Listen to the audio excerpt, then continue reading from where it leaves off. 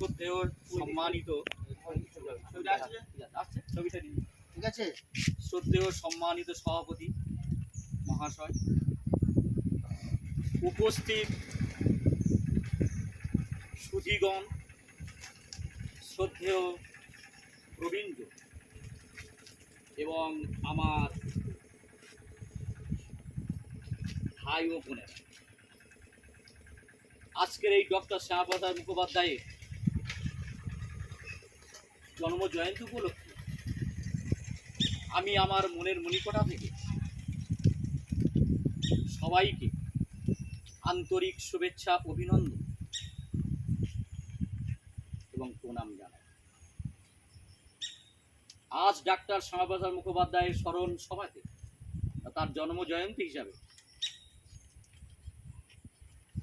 125তম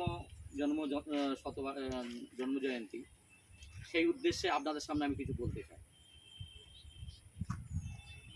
doctor Shyamaprasad Mukhopadhyay ছিলেন ভারতবর্ষের একজন মহান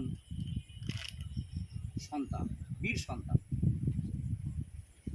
শুধু তাই নয়, তিনি ছিলেন প্রখ্যাত শিক্ষাবিদ, দূরদর্শী সম্পন্ন এবং চিন্তাশীল এবং বড় রাষ্ট্র নায়ক হিসেবে আমরা গণ্য করতে পারি।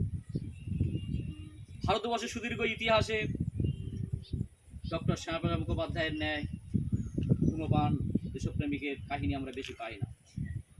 অসামান্য বীরত্ব, সাহস, ধৈর্য, অধ্যবসায়ের ফলে সমগ্র ভারতবর্ষ তথা সমগ্র সনাতন জাতি, রাষ্ট্র এবং ধর্মকে রক্ষা করার জন্য নিজের জীবন উৎসর্গ করেছিল। এহেন ব্যক্তিত্ব যখন 1947 সালের আগে যখন লর্ড মাউন্ট ব্যাটেন মুসলিম লীগের সঙ্গে চুক্তিবদ্ধ হয়ে ভারতবর্ষ যখন বিভক্ত হওয়ার একটা চিন্তাভাবনা পরিকল্পনা ছিল, তখন